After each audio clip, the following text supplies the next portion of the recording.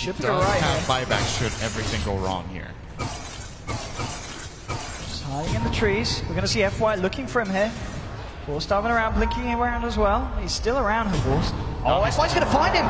Oh, he's going to blink again. He's got to be careful. Eyes outside. No, they found the Force. Stay in the trees. They said it might just work with the TP. Gets himself out. What a lucky, lucky boy. What a close call.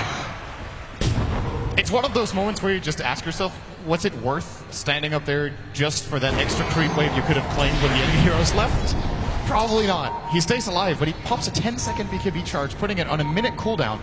This could actually be enough for Vici Gaming to go for Roshan. Like, it's a pretty big deal that that's on cooldown, and they will know it's up because max time has passed. They even have a dominated creep in there. I do believe this is Dire. Yes, it is. He's there and waiting. Going to be ready to contest. Force actually being the front liner here, straight onto the SF for the Mantra as well. Looking for it, the BKB's being popped. The Echo's down. Force getting low, but the Shadow Grave going to wipe time. He actually blinks himself out. Fenrir might go down. No, he's still alive. Funnick's going to be the first to lose his life here in this fight. Now Sineko trying to retrieve behind side, jumping forward. He's going to find Sineko here as well, and 2 down on Na'Vi. This is going to be the opening that Vici may look to take Roshan from. Yeah, Na'Vi worse. They're so scared of giving away the Roshan that they feel like they have to go in and check. And Kroos just can't take this fight, right? He doesn't have BKB, so the moment he engages, he has to get the hell out of there as Vici starts turning the heat on. And that little play in top where he lives didn't pay off in the long. It didn't look like the biggest of deals, right? When you look at the collateral, that mistake just cost them Roshan 2 deaths and Vici almost nothing. You've got to be careful at this point, Na'Vi. They've got to be very, very careful indeed. Vici are going to be very, very happy after that. The Force farm still building up though. He's got 3.1k gold now. I mean, what does he go for? Has it got to be the Basher into the Abyssal? He might have to go for a butterfly now. You see, with this shift, Vici Gaming get a lot of momentum, and they might get 1 or 2 damage items, and then if he goes for an Abyssal, it's great, he can jump an Abyssal a target, but he's gonna disengage so fast that he can't put it to good enough use. So he has to probably get a defensive item here, as both Shadow Fiend and Luna will soon be completing their butterflies as it looks. And having an Abyssal is all great, but you're gonna jump in Abyssal, you're gonna miss a lot of your attacks, and the enemy team in turn is just gonna turn you. They're not gonna miss. Vici's lineup looking incredibly strong now at this point. 34 minutes in. Super. You know, working towards his own butterfly. And as we saw, as you said, yeah, evasion now picked up on Luna. It's going to be very, very hard for Na'Vi to fight into, especially with the fact that Vici have got that Aegis ready for the next engagement. We're seeing 4th and group up on the top lane. He may very well look to try and push this down, look for another tier 2. Dendy at the moment with the point booster picked up. Looks like he's going to be going for what I imagine to be the Octarine. This is going to start on the Luna. Yes, definitely does look like it. I'm not sure if that's the right choice here, to be honest. I'm worried that Na'Vi won't have enough damage, and that Dendy should have maybe considered a refresher over this with a double Laguna, because the problem is, Octarine is great, right? You get cooldown reduction, you stun and Light Striker, or sorry, in stun and Dragon Slave, which is of course incredible. Lower cooldown and ult is also great, but the cooldown and ult doesn't get so low that you can reliably use it twice in the fight anyway. So it's mainly for the 2 others. The spell lifesteal is also great, but it's just not going to be enough, right? So I don't think this is the path Dendy should be taking right now. We'll see what... Could also be a Bloodstone build-up and going very greedy and aiming for the late game. That is still a possibility here. I actually like that maybe more than Octarine here, but I think neither of those choices is the best. We'll see what Dendy does indeed opt for. Bottom lane, Hal ready to get the push on here. Has got the backup in the jungle at the same time. Na'Vi, they're on the top lane. We've got 3 heroes starting to work their way towards the racks here, the tier 3 on the top. And it's going to be kind of a case of who pulls who back first. Ice and FY already backing up as Super, making movements towards the top lane here as well. Vorst, he's got a lot of money on him, 5.5k gold, so Vorst very much getting to the comfort zone of being able to pick up the next item and have buyback available as well. Straight onto the tier 3. Hasn't got the creep wave up here as of yet. Now we're going to be able to see it go in. Vici, they're going to look to try and block him off here, moving straight up. TP, Arstyle actually cancelling the TP here, wanting to stick around to fight, but Arstyle's going to lose his life here. There's going to be the relocate out to save her Vorst. But poor meanwhile, Hal is being chased a bit here. His TP got cancelled by the Tusk. Chronic as well. Look at these body blocks come out. How's going to be in a lot of trouble. The Vorst going forwards here. He's got a mana void. He's going to use it. blowing up Hao here on the Luna. Top lane, Seneko did die with a relocate back up to the top. But of course, finding a kill onto Hao on the Luna. Pretty you big look stuff. at the overall gold gain, and I think that probably favors Navi overall. That last kill they got is 731 gold for Hvust, and of course putting the Luna on the sidelines for a good minute and almost a minute and a half actually here is very, very important for the farm development of this game. And Hvust, we just mentioned his name, he's got 7,000 gold. I think it's time to go shopping a bit here. I wonder what he's going to get. It could be a full abyssal, could be butterfly. I think heart is not the choice when you have BKB in this particular game. I think it's simply too weak. I mean, it's the great thing about the fact that he's saving up this money. If it's going to be the Abyss or the MKB, it's going to definitely catch Vici Gaming off guard because they can't see what he's building. So we'll see what he does go for. It's going to be the aggressive build with the full Abyssal. It puts him in a position of power, but at the same time, kind of glass cannon here against what Vici Gaming are sitting on. So has to be careful, but if he chooses his initiation timing right, this is the highest damage output item he can get right. And I guess in the fights, who do you look for Hvust to jump on with the Abyss? Would you go straight for super on the SF? I think you try to get the Luna, okay. If possible. The problem he has is a really big part of Hvust's damage output right now is the Manta style, and it's going to be for a long time, right? All the damage from Mana Break, and of course the illusions themselves. It's very easy for Vici to counterplay it. If he blinks in an Abyssal someone and uses Manta, you fissure.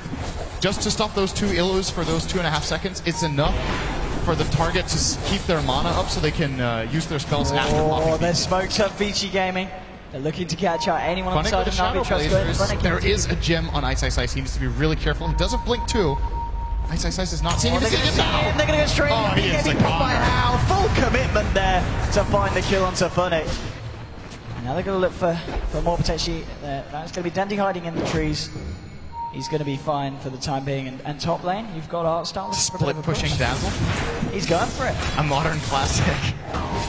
Mid lane, of course, the Force and Seneko working their way down this lane. And I mean, the pushing power of this anti-mage now at this point it's going to force Vici back every time. Yeah, this time around they're not going to be able to claim the bot 2-2. Looks like they'll leave Hao here for a bit. That is pretty risky. He doesn't have a TP. He does now have a butter. He's going to run it by it. He's just flutter together a little bit faster and lets his illusions do the job. This is going to force a Navi hero back or they're going to lose a tower. So, oh, they're probably going to lose the tower anyway. Looks like it might be too late. Dazzle's going to port. He cannot hold this back on his own. I really don't think so. I was actually just going to run for the tower, but there's still backdoor protection. Oh, it's just Mantis Orbs. Yeah, Artstar will actually hold it. The Mantis expired a little bit too early. And now 2 big items on the Radiant. What have we got coming out? Abyssal for Anti-Mage, as well as the Solar Crest for Seneko. Can compensate for the lack of tankiness that Hvust has right now, as there are no MKBs on the Dire side just yet. So it gives him a lot of EHP with that 30% evasion. You can cast on him as well as, of course, the armor. Vici groups up here. Their jungle, her boss, as you said. Just continue to farm. In terms of buyback availability, that's enough. Yeah, he's got more than 1,000 surplus, so he's going to be okay for the next fight if it does go down badly. But Vici Gaming at the moment looking to be in a very, very strong position and a good position to fight as well. Funny, with the Shadow Blade needs to be careful, as you said. If Isis blinks, he's dead. Not quite in range at the moment. He doesn't realize it's there. Then oh, Night Vision found him! Oh! Wow, cutting it close here. So, okay, here's the problem that I think Navi will be facing and that I was worried about from their draft standpoint. I think the timing window when AM needs to peak and get the job done for them is closing right now. He is almost maxed out. He can get one more item and, of course, Moon Shard in addition to that, but it's not really that cost efficient. So, might replace the Vlads for a Butterfly, I would imagine. And then he's kind of maxed out. And then they kind of have to get the job done, right? Luna is going to grow a lot. So is Shadowfiend. He still has a slot remaining, can sell his mech and get another slot. And even Ice Ice Ice, his Queen of Pain, has a lot of room to get some good utility items more than likely. And what do we have over on Dendi? He went for a Blink Dagger. Another 3k gold in addition to the point booster. He is not going a late game core build right now. He does not have physical damage output. He does not have the refresher. It's a lot more about the control and the initiation right now, which frankly just isn't going to cut it if they can't kill the targets during the lockdown.